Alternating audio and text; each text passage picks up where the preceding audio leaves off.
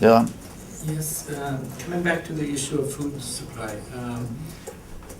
In your presentation, your focus is very much on the major grain producers. Now, one of the consequences of the policies by the US and by the EU and others have been to artificially lower the world market price for food in a way that has sort of put a lot of African farmers out of business, etc. So, in a way, is there a possibility that increasing food prices might also present new opportunities for farming to again become profitable for people who have previously been put out of business? That's one part of it. Let me answer that first. I have a small computer with limited storage capacity. It's an interesting question, and I think the general answer is that for farmers, large ones or small ones, as long as they have access to the market and can produce a surplus, higher grain prices, for example, would benefit them.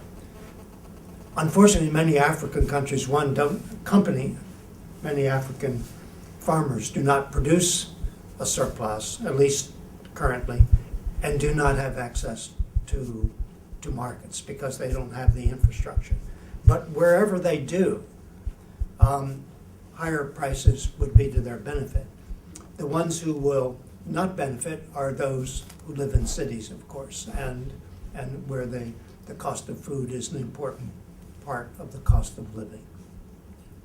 And that's where the instability would likely develop first. In looking at the food sector and the energy sector,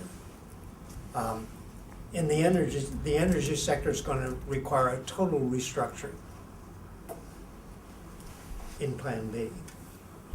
I don't see that same sort of wholesale restructuring in food production. I mean, the basic technology of producing food, of using solar energy and photosynthesis to produce food is fundamental.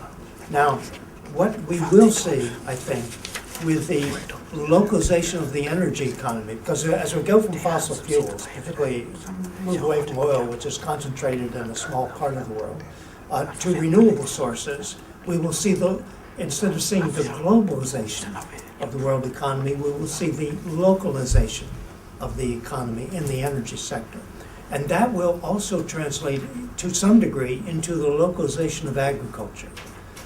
We won't have low-cost fuel to fly fresh produce around the world. We're going to begin to figure out how to produce more of it locally, either with greenhouses or using solar energy or whatever. So I think we will see some geographic restructuring of agriculture along those lines. And the land grabbing thing is to me represents a new chapter in world food security or world food insecurity. The reason for it is that importing countries have lost confidence in the market to provide assured supplies of grain when they need them. And the experience of 2007 and early 2008 was that in many cases grain was not available at any price. They just couldn't, it wasn't there. And they panicked.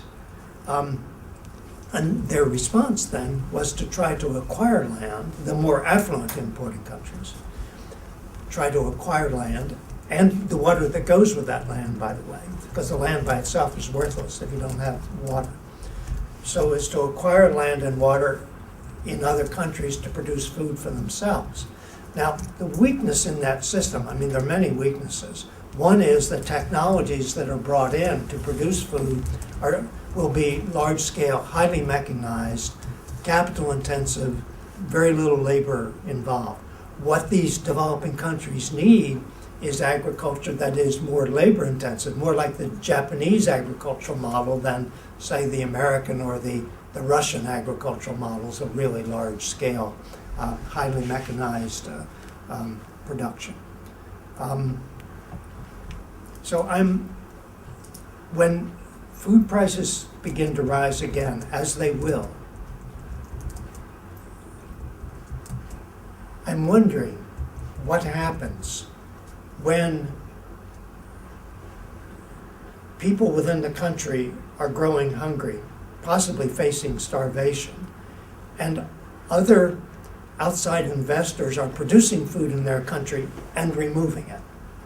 And I think this will fuel political instability, quite possibly insurgencies, on a scale we've not seen before. I mean, it's creating many political flashpoints that could begin to ignite when we see a rise in prices again.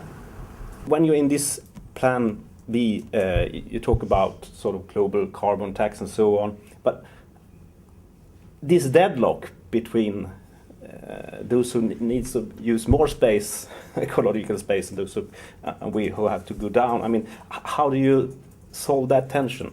Mm-hmm. One of the things that I see as an area of potential prosperity is in developing the new energy economy. You rely primarily on local energy resources.